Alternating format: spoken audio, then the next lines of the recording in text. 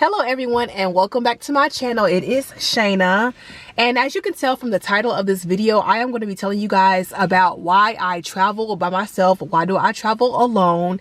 And it's fairly simple. If y'all want to know why I'm sitting in my car right now, I'm about to go get me some food, and I was going to try to record this video in my house, but the lighting just was not hitting right. The sun's about to set anyway, so like the best lighting I could get is to come outside. And plus, like I just said, I'm hungry, so yeah, that's why I'm in my car right now and not in the house. But so back to why do I travel alone? Y'all, it's fairly simple. It's nothing complicated, you know, about it. I travel alone because I don't have anybody. I know it sounds sad. I know it sounds sad, but it's not sad.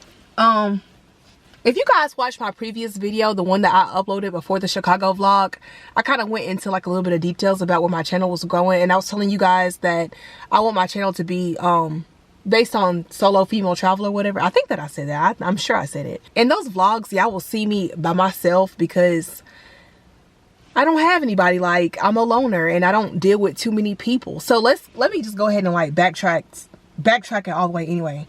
First things first, I'm a very introverted person.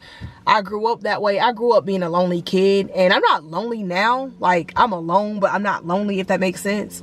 I grew up just like not messing with too many people and saying to myself, I had some things kind of happen in life that attributed to why I'm like this. Not nothing like super traumatic, but you know, just like some things happen. So I am a loner, and I do spend a lot of time by myself, and I do not mess with too many people. I don't trust too many people. A lot of people don't move right for me. I can't rock with how some people get down.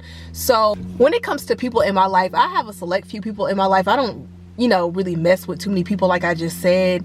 Even when it comes down to like family, don't mess with too many of them either. I do have a friend, but my friend, and I'm not trying to talk bad about her in any way, shape, form, or fashion at all. I love her to death. I met her in middle school. Still my friend to this day. My friend is a parent. As you guys know, when it comes to people that have kids, babysitting can be an issue. Honestly, it's always been an issue ever since she had her kids, for us to be able to plan and go places together. It almost always never happens, which is a little disappointing, but she a parent, and I understand it, you know. Especially when you have multiple kids and, you know, you have to do it by yourself. I mean, I get it. So that ruled out the friend thing. Family. To be honest, I don't really mess with too many of my family like that. Like, my family is like, they're very different from me, and I love them. You know, no dislike towards them, but they are different from me. Like, the things that they're interested in and what I'm interested in are two completely different things. So my family and I are not like tight like that. I do have a cousin, but she lives in another state. So that's my cousin that lives in Texas that I'm telling you guys about. I did have another cousin. Well, I still have a cousin, you know, she's still alive. I had another cousin that I was like this with. I was cool with her, but not trying to tell y'all all my personal business because I am a pretty private person, but I don't mind opening up a little bit. This cousin right here, she was going through some things within herself. And I'm just gonna be honest, like she kind of did some messed up stuff to me that I can't get down with. Stuff that, you know, hurt my feelings and definitely messed up the relationship. So we don't have one anymore.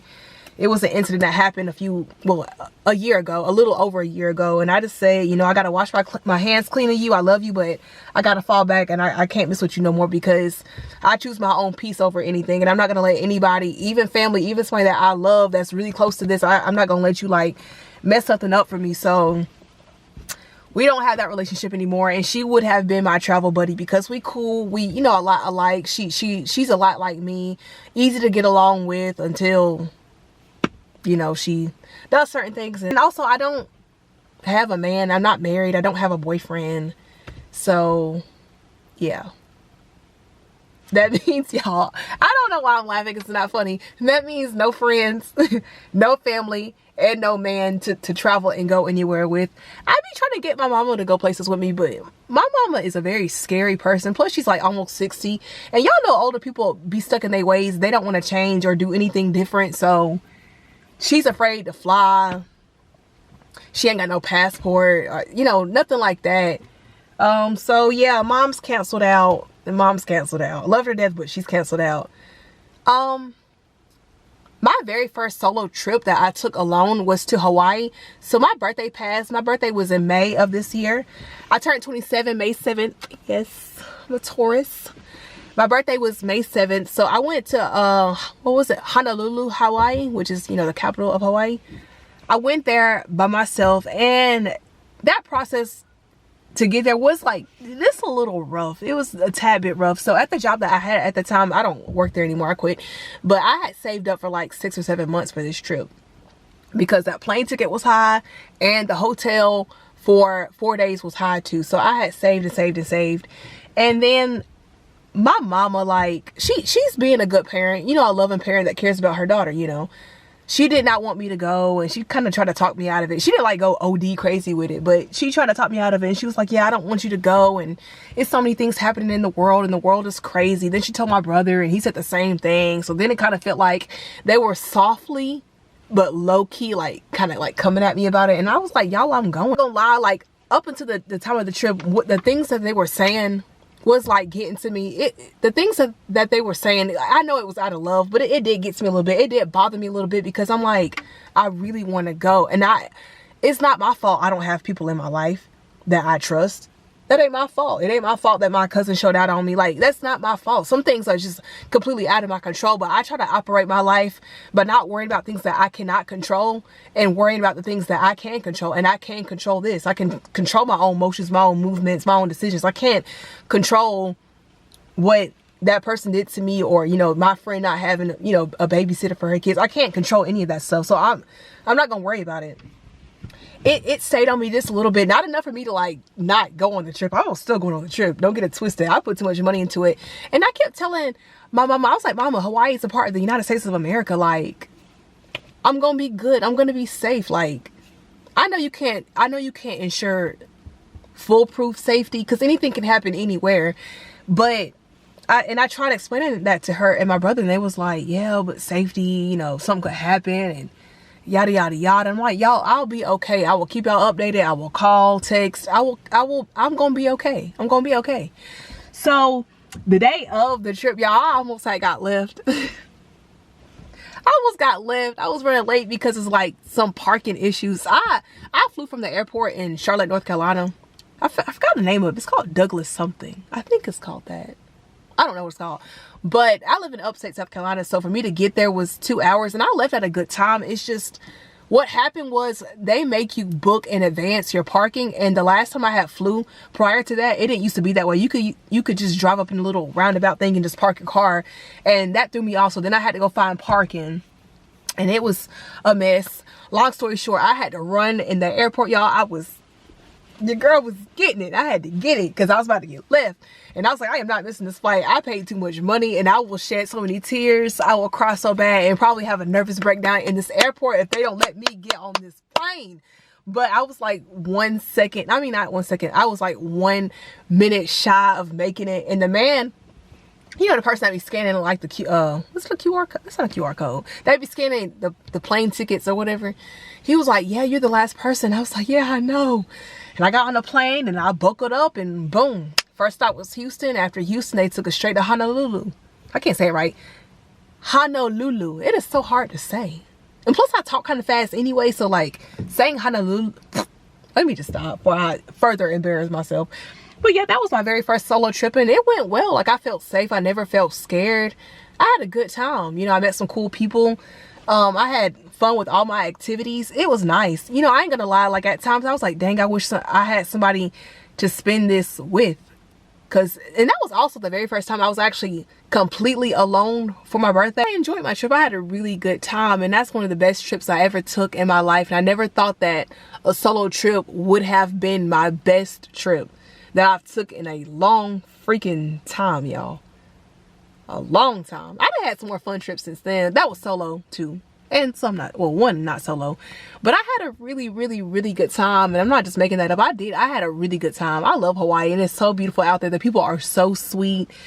The scenery is beautiful. The ocean is beautiful. It's just calm. You know, the island has a gentleness about it. I loved it. I love every second of it, and I don't regret it. And if I could do it again, I sure would. And when I save up the money for it, y'all, I will go again. Traveling alone, it builds courage, and you know, it helps build bravery too.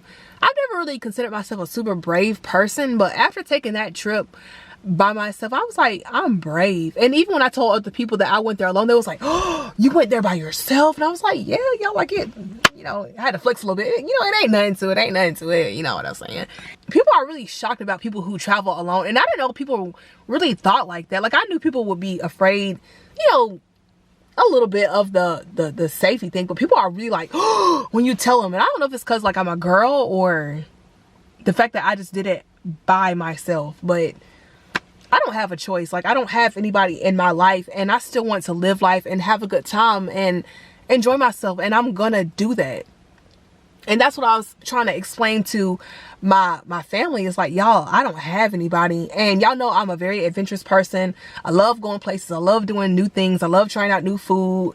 Seeing, I just want to see the world. Like, I'm 27 years old. I don't have any kids. It's nothing holding me back. So it's like, why not go? And they were just like, safety, safety, safety. And I'm like, y'all, I understand the whole safety thing, but I want to live life. Like, I want to go places. I'm a smart girl. I know not to go off with strangers, and I know to watch my back and, you know, watch people, you know, watch them watching you. Like, I get all that. I'm a very smart, intelligent individual. And the thing that I've learned about this is that people will always try to talk you out of it. People will always try to make you feel bad about it. They'll try to make you feel dumb about doing it. But no matter what, as long as you're secure in yourself and what you do, and you know that your safety is your #1 priority, and you know how to take care of yourself when you go somewhere alone, and you know what to do and what not to do. If you are a woman and you do plan on going somewhere by yourself, y'all go. Go, go, go, go. You gotta live life. And as I was stating previously, sometimes you don't have nobody in life. People fall out of friendships. Family stops being close. You might break up with your mans. But you're still going to want to go places and enjoy your life and have a good time. And you should not compromise that because of what naysayers have to say. A lot of people that tell you not to do this, they've never even traveled anywhere. They've never even left their home state. So how you going to let a person that ain't never traveled and left their own home state tell you anything? Y'all go. Y'all go, go, go, go, go. That was my very first solo travel experience, and I will have some more. So far I've been to 2 more places alone, and I will continue to keep doing that, and I will take you guys with me on my journey to do that. But yeah, thank y'all for watching, and make sure to like, comment, and subscribe to the channel because I will be going more places in the future. I just gotta save up right now. Gotta get my money right. But yeah, yeah, I do plan on doing more domestic and definitely some international. I'm nervous about the international, but I'm gonna be okay. I'm gonna be okay. Thank you guys so much for the support. I love you guys, and I will see you guys in the next one. Bye.